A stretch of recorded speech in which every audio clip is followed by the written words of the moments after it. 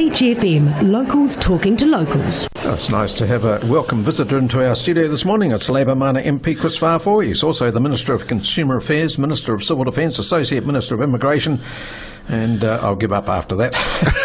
Chris, good morning. Good morning, how are you? Yeah, nice to see you. Yes, yeah. It's nice to be back in the studio and be able to have some time to pop in again. Yeah, that's good. Nice to get out of that house too, down there at Parliament, isn't it? 1 week left in this sitting session. Right. It's our fourth week, Yes. but we just want to make sure that we make best use of our time. Usually we catch up on the phone, but we got a little bit ahead of schedule this morning, so we thought we'd drop in. Oh, that's nice. I'm glad you did.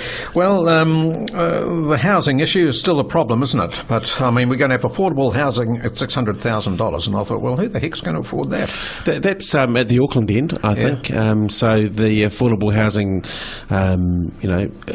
range for Wellington, I think, will be a bit less than that. Yeah. Because for some who want to get into a first home or affordable home, that is obviously way outside the spectrum here in Wellington. I think, unfortunately, you've seen house prices rise to the point where I think the average is probably about there at the moment, but certainly some people would struggle to get together a deposit and be able to afford a mortgage of that size here in Wellington. So I'm not sure when we're going to release it. Maybe we have, but I haven't, and I'm not across that detail. But the range for affordable houses for the Kiwi build homes that we hope to build here in Wellington will be less than that. Right. Some going up in our Mana Electric, are they? Yes, we hope so. I think the useful thing is there's some developments already going on in this part of the neck of the woods where we might be able to have a chat to developers to make sure that a percentage of the homes that they're building are in the Kiwi build range and that they're built for that purpose too. So where you're getting some houses that might be about $600,000 north, you might be able to get some houses that are a bit more affordable for to make sure that, as well as those people who can afford to pay the average or beyond, and that's becoming harder, that you're going to be able to have some people in those communities who'll be able to buy, I guess, a more humble-sized house. See, Queenstown, that developer down there has got a good idea, hasn't he? He's developing some houses for the workers and others for those who want to invest and all the rest of it. So he's got a broad range of building. Yeah, and I think that's what we've got to make sure, especially in some of those hotspot areas, like Queenstown. Obviously, the property market is more than red hot.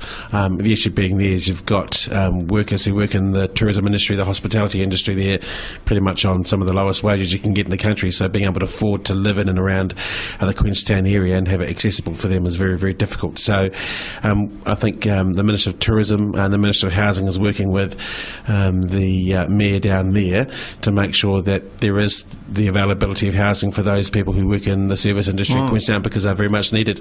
Now, as Associate Minister of Immigration, you're going to bring some more people in. Everybody's screaming out for more workers. Yes, I guess to point that very intimately to our Kiwi Build program, where we want to build 100,000 homes over the next 10 years, we realise that, I guess, in the short term, that we're going to need to bring some more skilled workers in to help the ramping up of that project. So we've said for some time that we'll have a special Kiwi Build visa to make sure that the likes of the tradesmen and women that we need to get some momentum in the first phase of that to get the houses built. And then hopefully by then we'll have a hell of a lot more young and old, hopefully, Kiwis trained up in the trades to make sure that we can keep the momentum up to build those affordable homes for Kiwis.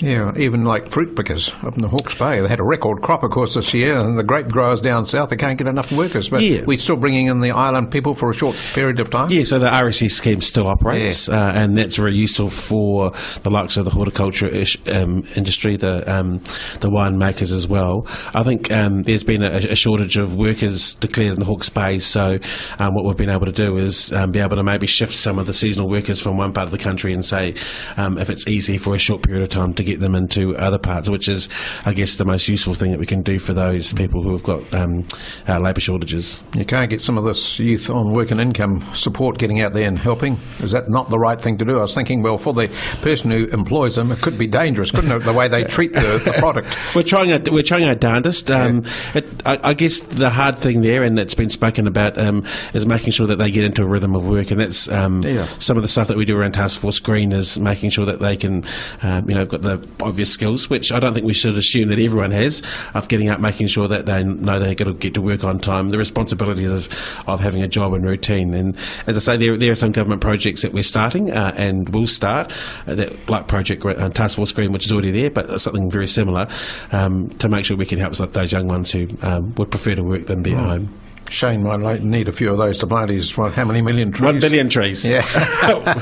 As he keeps on reminding us. Yeah. Yes, but of course... it's a good get into, though, for some of these young people that love that once they're out in the bush. Look, I think once... they might not sound like the sound of it now, but I think once they get the opportunity to get outside and work, and I guess, like for anyone, get some income in and have the ability to support themselves and in some instances, their families, hopefully they won't look back. And for a whole number of reasons, we need to plant more trees. Right.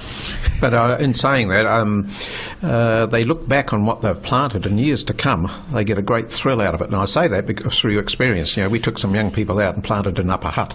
Well, they've gone back and I've heard from them. 10 years later, they say, look, we planted those trees. It's a thrill. So that will spread through their families, etc. Yeah, look, Shane has already mentioned some projects away in his neck of the woods in Auckland and other parts of the country. But the ability to plant more trees and then harvest those trees in the future, use those trees for other industries like the timber producing industries, and adding value to those logs of wood as they are being shipped off. If anyone driven past the Wellington waterfront recently, you'll see all the logs being shipped off almost naked. But we need to do that work here in New Zealand. That will give us value add for the exports, but also give people who are adding the value money in their pockets. Right. Now, given all the raised the minimum age rate up to what, 16.75 or something? 16.50, I think the minimum wage has now gone up to over as of April the 1st. Heard on national radio this morning a number of employers said we are going to have to put workers off. We can't afford that unless we put our products up, and then that affects the poorer families. Well, we've heard that before. We raised the minimum wage 9 times during our last term of government, and funny enough, we got unemployment to pretty its lowest level recorded. So we hear the fears, but we don't necessarily think that they will be borne out. I think what we will see is some of those families who are struggling the most out there on the minimum wage, give them the ability to go out there and buy an extra loaf of bread or two, or help pay the power bill or the rent. And in my books, when we've got so many people struggling out there, and we talk about the food bank here on a regular basis, I think that's not. I can't see how that's a bad thing. But the regional fuel tax, will we? Well, it's going to be a big one, isn't it? Hey, who can afford to run a car? I've got a bike now. Good on you. Well, obviously, the regional fuel tax at the moment is mooted for Auckland, so it's only for Aucklanders at this stage. It'll be nationwide, though. I mean, that's coming, isn't it? Well, there are always taxes on petrol. They have been there for some time. Excise tax, yeah. And there are some transport projects and public transport projects that we want to get onto. So I guess if you're, and you probably aren't listening to this in Auckland, but the traffic is a problem for them every day, but also a problem for our economy, because it's could be, I think, much more efficient to the tune of about $1.5 billion a year. That's money that goes down the gurgler, I guess, for the economy. But for the rest of the country, there's certainly some work that we want to do to the regional roads and maintenance.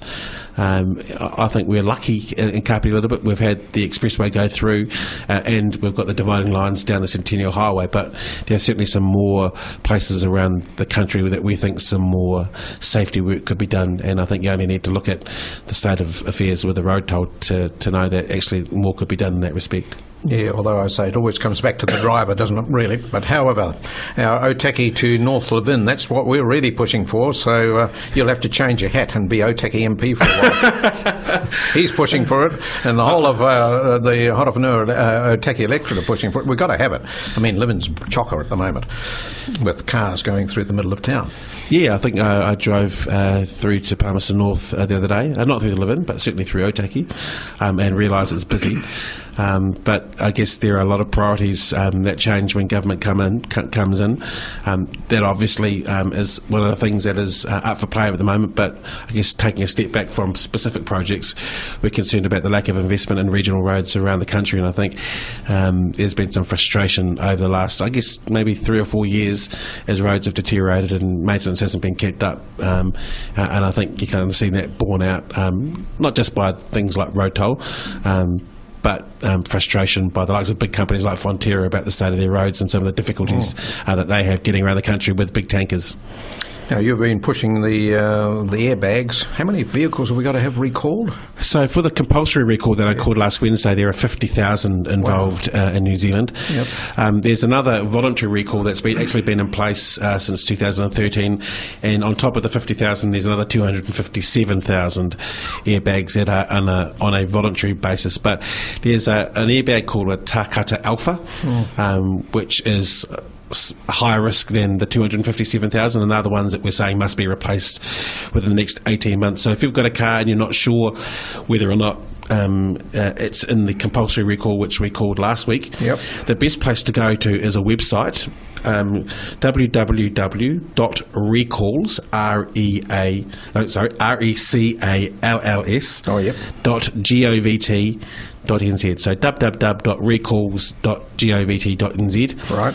And that's where you'll get the information as to whether or not your car is or isn't in the recall. Two other things. If it is affected by the recall, you're going to get a letter from the manufacturer of your car. So in my case, if it was faulty, I'll get a call from Mitsubishi, or a letter from Mitsubishi to say it needs to come in. And the NZTA is also going to send out a letter saying for safety reasons we want you to come in. I'm told that once it's booked in, it can take anywhere between half an hour and 2 hours to replace it. So it won't cost the consumer anything. So safety's sake, so there will be a little bit of an inconvenience of having to take the car in to get repaired. But just rest assured that it won't cost you a thing. If anyone tells you that, they're wrong. Right.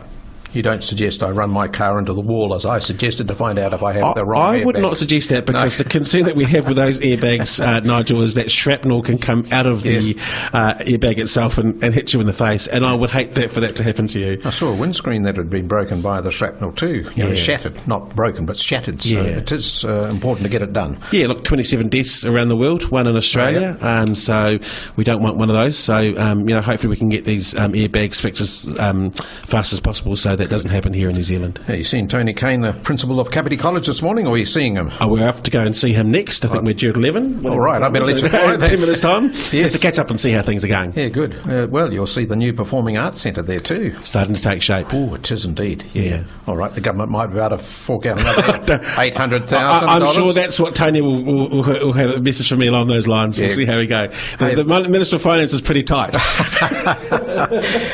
Kris, lovely to have you in there, and your photographer, Jeff. Nice to have you with us, Jeff, and pop in any time you like. Thanks, Nigel. Good to see you. There we are, Kris Faafoi. He's Labour Mana MP, and as I say, Minister of Consumer Affairs, Minister of Civil Defence, Associate Minister of Immigration. 106.3 Beach FM.